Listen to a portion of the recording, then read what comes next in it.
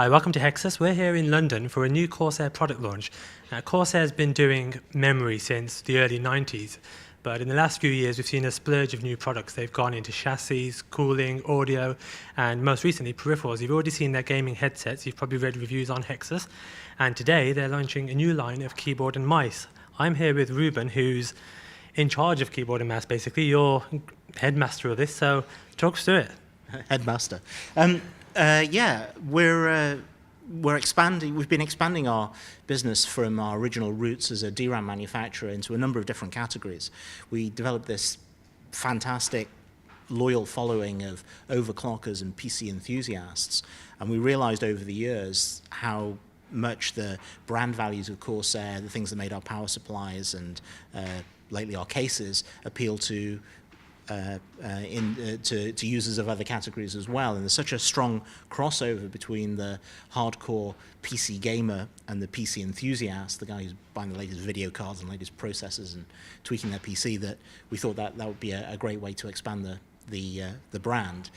My particular background actually is in gaming peripherals. I spent many years with Logitech, and even in the late 90s I was helping Robert Razor Guy Krakoff with the launch of Razer in Europe. So I feel that it's a segment I know fairly well, and there's a number of new ideas we had with the team that I assembled at Corsair, and we're really pleased to launch them today. Okay, well, you sound like the right man for the job. So you've got two different types of products at the moment. You've got one specifically for MMO, so let's start with those. Yeah, so we're launching the K60 keyboard and the M60 mouse. The first thing you'll see about the keyboard is it has a very different industrial design, and that's partly because the form of the product came out of our choice of Cherry MX Red key switches. So if I remove one of the caps there, you'll see the cherry red switch underneath.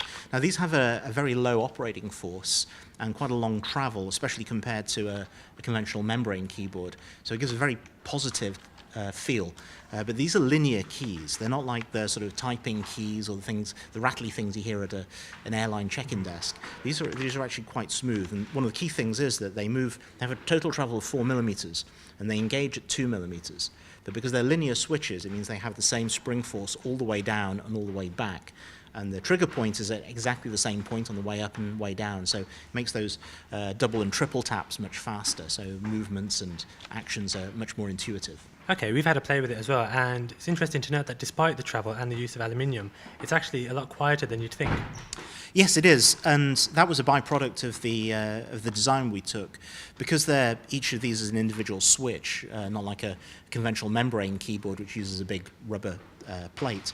So we had to mount it in something stiff anyway. A lot of manufacturers use plastic, some even use steel. We actually used aluminium. And it gives the whole keyboard a very sort of rigid, solid feel. But it also meant that we could dispense with the usual plastic shrouding that goes around a lot of the sort of typing keyboards. So it means it doesn't resonate. So it has a much lower disturbance factor when you play it. And of course, it gives you a very unique look as well. Yes, it does. We're very pleased with the way it's come out. But like with a lot of our products, we like to think that the beauty is from the function, and the form definitely follows the function. Okay, and we've got a mouse to go with this keyboard. Yes, the M60 FPS gaming mouse we're very proud of. It also uses an aluminium chassis. It has weight tuning so that you can actually change the center of gravity. One unique feature we've added to this is the sniper button here on the side. This will, the mouse has DPI that you can change on the fly. Like most mice do. Like most gaming mice do. Yeah. But this button here will immediately snap down to a much lower resolution to help you with aiming. Yeah. So it means you can jump or crouch into the position you want, bring the weapon up to your gun sight, look through the scope and aim it very accurately. And as soon as you let go, you're back into movement, so there's no chance of being caught on the hop. Okay, and then for MMO and real-time strategy gamers, we've got a completely different range. Yes, we have the M90 and the K90, the K90 keyboard and the M90 mouse. One of the unique features of the M90 mouse is that it has macro buttons. So it's not the macro button, it's not the fact that it has macro buttons that's unique, but it's the way we've designed them. We spend a lot of time looking at the ergonomics of how people hold mice. In fact, we learnt a lot from looking at FPS mice, in fact, from the way people grip. and we added 9 macro buttons on the side here, but instead of arranging them in a little rectilinear square like a telephone keypad, we arranged them in such a way that you don't need to look at them to act on them. Each one has a ridge which you can feel. We also adjusted the button weight behind every one of these individual buttons so that they're stiff enough that they don't get deployed when you just touch them. But having said that, when you actually push them, they're easy enough to... Okay, and interesting to note that there's actually a space between the buttons there, which most gaming mice seem to miss out. That's right. So we've actually made a feature of the buttons themselves. They actually help locate your hand. It actually feels more comfortable than if there weren't buttons there, which we think is quite an achievement. So excellent industrial design by the team at Corsair. Okay, and you've mentioned macro functions on all of these products. It's worth just mentioning that there will be software to back this up, so you can reprogram those buttons. Yes, that's right. You can, in fact, every button you can reprogram. The macro, you can record macros both on the mouse and the keyboard. You can record them on the fly, but you can also go in and change individual delays through our user interface, through the Corsair Vengeance software, which allows you to, and you can also export them as well, so that you can share them or edit them offline as well. Okay, Ruben, gamers are going to be able to get their hands on these products as soon as next month. Let's talk pricing. Yes, the M90 mouse is going to be £89. The K60 mouse, the M60 mouse is going to be £69. And on the keyboards, the K90 MMO keyboard is going to be £109, and the K60 FPS keyboard is going to be £69. Okay, so you're targeting the high-performance gaming market.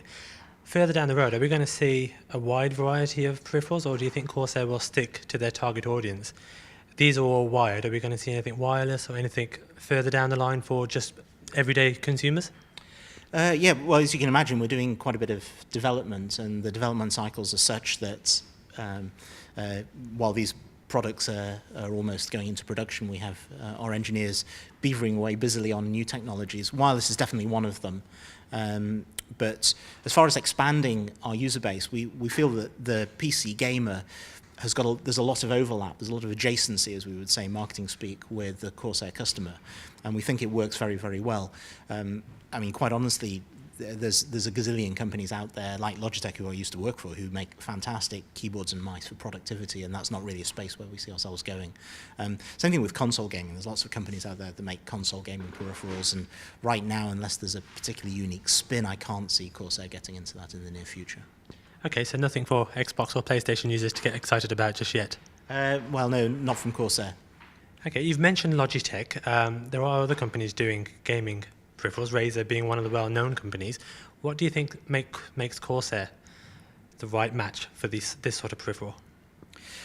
Well, there's a number of companies out there that do a great job, but at Corsair we felt that we had some very new ideas, and I think you can even see it in the design of the products we've had. We've taken a very different spin on the requirements of an FPS and an MMO gamer. We also have a lot of gamers within our company. We're gamers ourselves, and we certainly felt that there was some things that weren't being done, or things that could be done differently and better within the gaming peripheral space. And we felt that we had a mandate to do it, particularly since so many of our overclocker and PC enthusiast friends are indeed PC gamers as well. Great. Okay, Ruben, one last question. If you had to take one feature from the products you've designed, what would it be? Passion. That's probably the one feature that runs through everything that we do. It was there was no particular reason why Corsair would get into mice and keyboards, but it was a passion for gaming that led us in this direction, and it's one of the reasons why we're also announcing the Corsair Vengeance Cup today as well, which is a Call of Duty 4 competition which we think is engaging with the community, and we think it's going to be quite an exciting competition. Okay, excellent, Ruben. That's Corsair's Vengeance line of gaming peripherals. We're going to be taking an in-depth look at these in the very near future, so stay tuned for the review on Hexus.